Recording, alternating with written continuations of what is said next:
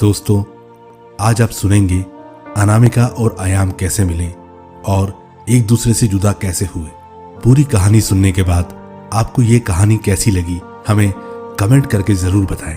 अनामिका दरअसल मध्य प्रदेश से दिल्ली कॉलेज के लिए आई थी और अयान राजस्थान से उसी कॉलेज में पढ़ने आया था।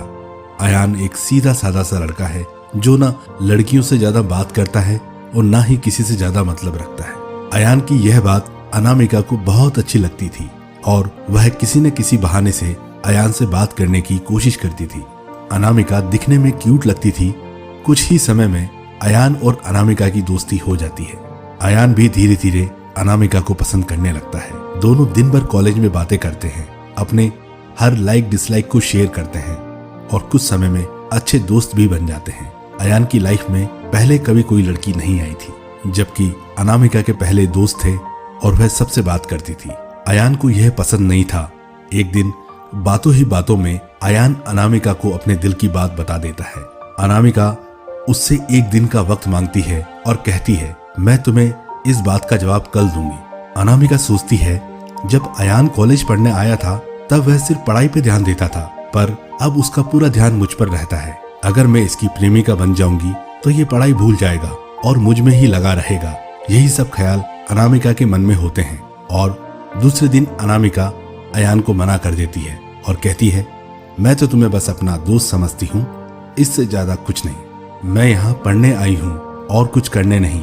तुम चाहो तो मेरे दोस्त रह सकते हो। अयान दोस्ती के लिए मना कर देता है और अनामिका को बहुत समझाता है, लेकिन अनामिका कुछ नहीं सुनती।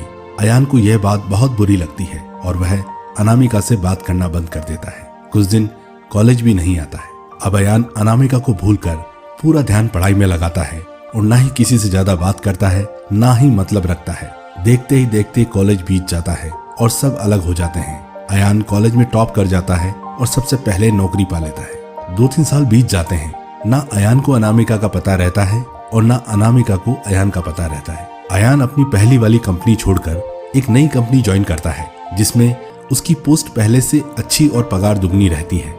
जब अयान अपने पहले दिन ऑफिस जाता है तो उसे पता चलता है अनामिका इसी ऑफिस में उसकी जूनियर है। वह उस पर बिल्कुल भी ध्यान नहीं देता है और काम में ही लगा रहता है। कुछ दिनों ऐसा ही चलता रहा, पर दोनों एक दूसरे को पहले से जानते थे और एक दिन दोनों को एक प्रोजेक्ट के लिए साथ में बाहर जाना पड़ता है। प्रोजेक्ट पूरा होने के बाद ना चाहते हुए भी अयान और अनामिका की बातें होने लगती है। अनामिका अयान को समझाती है आखिर उसने क्यों मना किया था। अयान को अनामिका की बात समझ आ जाती है और दोनों में गहरी दोस्ती फिर से हो जाती है। पूरे ऑफिस में दोनों के दोस्ती के चर्चे होने लगते हैं। अयान एक बहुत ही सीधा साधा सा लड़का रहता है, उसको ज्यादा कुछ समझ में नहीं आता है। अयान कुछ समय बाद अनामिका को डिनर पर ले जाकर फिर से प्यार का इजहार करता है। अनामिका इस बार अयान से मना नहीं करना चाहती है, पर उसके पास कोई चारा नहीं है क्योंकि कुछ ही दिनों में उसकी शादी होने वाली है। अनामिका अयान को अपनी शादी की बात बताती है। इस बार अयान का दिल पूरी तरह से टूट जाता है और वह बिना कुछ कहे वहां से चला जाता है। अनामिका रात में सोचती है कि अयान से अच्छा लड़का उसे कभी नहीं मिलेगा। वह फैसला करती है कि कल अयान को हाँ कहकर मम्मी पापा को अयान से शादी के लिए मना लूंगी। जब दूसरे दिन अनामिका ऑफिस जाती है तो उसे पता चलता है कि अयान ऑफिस छोड़कर चला गया है और दोबारा कभी कंपनी में नहीं आएगा। जाते जाते अयान अनामिका को एक खत लिख जाता है, जिस दिन से तुम्हें देखा था उसी दिन से मैं तुमसे प्यार करता हूँ। मैं तुम्हें जिंदगी में कभी नहीं भूल पाऊंगा। तुम जहां भी रहो, जिसके साथ भी रहो, खुश रहो। अब इस जीवन में इस दर्द के साथ ही जिंदा रहूंगा। मैंने हमेशा तुमसे प्यार किया है और केवल प्यार किया है। तुम मेरी जिंदगी में आने वाली पहली और आखिरी लड़की हो। अब ना मेरी जिंदगी में कोई आएगा और ना ही मैं किसी को आने दूंगा। मैं बस अब तुम्हारी यादों में रहूंगा। आज के बाद पूरी जिंदगी मैं कभी भी तुम्हें अपनी शक्ल नहीं दिखाऊंगा। बस भगवान से यही दुआ करता हूँ, तुम जहां भी रहो खुश रहो। शादी के लिए बहुत बहुत शुभकामनाएं। अनामिका अयान को खोजने की बहुत कोशिश करती है, पर कई साल बाद भी उसको अयान नहीं मिलता है। वह अपने माँ बाप की पसंद के लड़के के साथ शादी कर लेती है। इस तरह दोनों हमेशा हमेशा के लिए एक दूसरे से बिछड़ गए और दर्द के साथ अपनी जिंदगी बिताने लगे।